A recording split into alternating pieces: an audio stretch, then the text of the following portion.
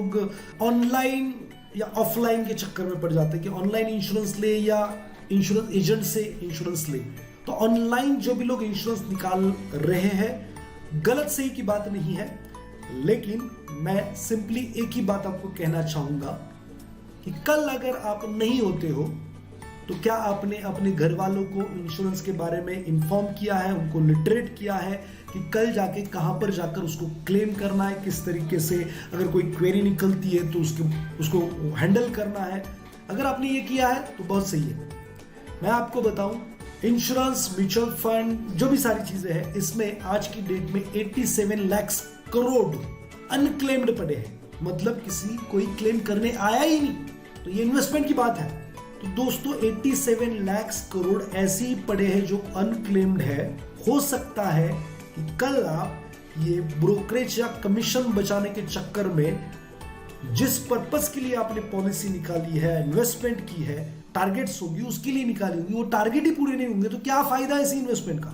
देखिए मैं तो सिंपल कहता हूं, एजेंट को कमीशन जाता है जाने दो, लेकिन पहला अंडरराइटर वो है, पॉलिसी का पहला अंडरराइटर वो है। दूसरा, अगर आप नहीं होते हो तो वो आपके फैमिली को सपोर्ट कर सकता है क्लेम रिसीव करने में। तो ये पहला मेरा कहना है कि आपको ऑनलाइन नहीं जाना चाहिए। बहुत सारे लोग, हर रोज आप इन्वेस्टमेंट बदलेंगे, अपने घर वालों को इन्फॉर्म कर पाएंगे क्या? बहुत सारे लोग बहुत सारे ऐप्स के माध्यम से इन्वेस्टमेंट करते हैं, डायरेक्ट इन्वेस्टमेंट करते हैं, उनको लगता है कुछ ब्रोकरेज छोटा मोटा जो भी जाता है उसकी वजह से। लेकिन आपको पता है, एमफी का डेटा बताता है कि जो लोग डायरेक्ट इन्वेस्टमेंट करते हैं वो मार्केट जब डाउनफॉल में जाता है तब सारा लॉस बुक करके बाहर निकल जाते हैं, क्योंकि उनको कोई सही गाइड करने वाला नहीं होता। जब एंट्री करने का समय होता है तब ये लोग एग्जिट करते हैं, और जब एग्जिट करने का समय होता है, मार्केट महंगा होता है, उस वक्त ये लोग एंट्री करते हैं। तो मैं कहता हूं कि आप किसी फील्ड में एक्सपर्ट हो तो आपकी एक्सपर्टाइज के फील्ड में मुझे दिमाग लगाने की जरूरत नहीं है। मुझे अगर सॉफ्टवेयर बनाना है तो खुद सीखकर मैं सॉफ्टवेयर बनाते बैठूं, या किसी एक्सपर्ट को हायर करके सॉफ्टवेयर बनाऊं, तो किसी एक्सपर्ट को हायर करके मुझे सॉफ्टवेयर बनाना चाहिए। दूसरी बात, सचिन तेंदुलकर को क्रिकेट का गॉड माना जाता है, उसको भी कोच था। विराट कोहली जी को कोच है। हर क्रिकेटर जो दुनिया का बेहतरीन क्रिकेटर है उसको कोच है। बहुत सारे बिजनेसमैन हैं जिनको मैं जानता हूं जो बेस्ट बिजनेसमैन है, उनके पास भी बिजनेस कोच है। तो आप फाइनेंस का ऐसा क्या जानते हो जो खुद से निर्णय लेना चाहते हो? देखिए, एक्टिव इन्वेस्टर होना अच्छी बात है, मतलब खुद के ज्ञान से इन्वेस्टमेंट करना बहुत अच्छी बात है, लेकिन अधूरे ज्ञान के साथ अगर आप इन्वेस्टर बनते हो तो जो है वो भी गवा सकते हो।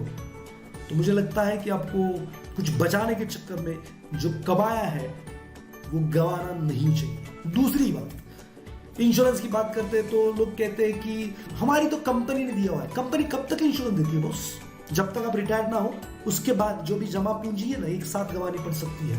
आपको कोई बीमारी होगी तो कोई इंश्योरेंस भी नहीं देगा, फिर प्रीमियम भी बढ़ते रहते उम्र के साथ। देखो, मैं सिंपल से लॉजिक लगाता हूँ, ज्यादा दिमाग नहीं लगाते। मैं समझ लेता हूँ कि हेल्थ इंश्योरेंस आप निकाल रहे हो 20,000 का, आपकी उम्र 30 साल की है, इतने का नहीं लगेगा, लेकिन पकड़ लिया, कोई क्लेम नहीं किया अगले 30 साल, 20,000 से प्रीमियम भरा, 6 लाख रुपए का नुकसान होगा। चलो इन्फ्लेशन के साथ प्रीमियम भी बढ़ेंगे तो 8 लाख रुपए का नुकसान हो गया। लेकिन रिटायरमेंट के बाद आप या आपकी वाइफ अगर बीमार पड़ती है तो 6-8 लाख रुपए का बिल वन टाइम का हो सकता है। सारे पैसे रिकवर, मरते दम तक इंश्योरेंस मिल सकता है। तो कंपनी का इंश्योरेंस है बहुत बढ़िया, लेकिन आपका खुद का पर्सनल इंश्योरेंस भी होना बहुत जरूरी है। ज्यादा एक्स्ट्रा दिमाग लगाते क्यों? अगर आपको इतना ही समझ है, इतनी ही टैलेंट दिखानी है तो अपनी फील्ड में दिखाए ना।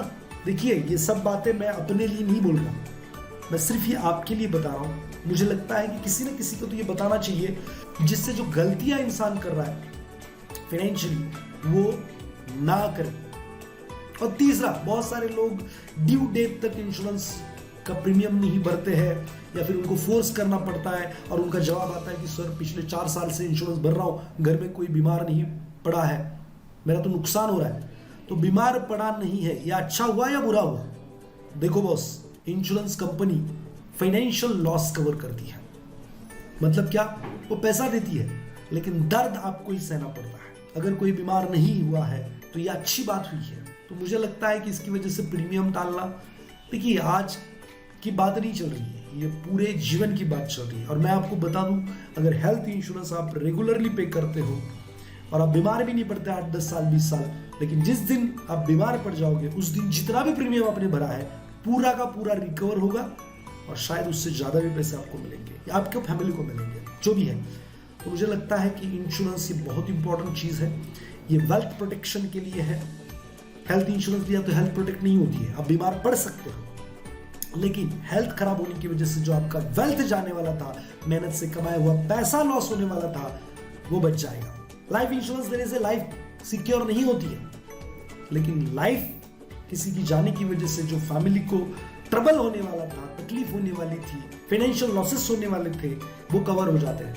तो इंश्योरेंस ये आपके मेहनत के पैसे को प्रोटेक्ट करने का काम करते हैं, ना कि आपकी हेल्थ को या लाइफ को सिक्योर करने का। देखिए, आप इतने मेहनत से कमा रहे हो और कोई दिन आकर सब कुछ लेकर जाता है, तो क्या फायदा ऐसी कमाई का। तो आज ही उसको प्रोटेक्शन ले लें।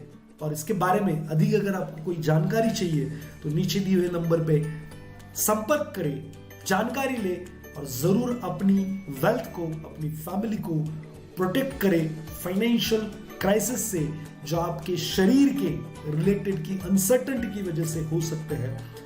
तो नीचे दिए हुए नंबर पे संपर्क करके अधिक जानकारी लेकर अपने आप को सिक्योर करें। अगर आपको ये वीडियो अच्छा लगा है तो जरूर शेयर और लाइक करना ना भूलें। Thank you.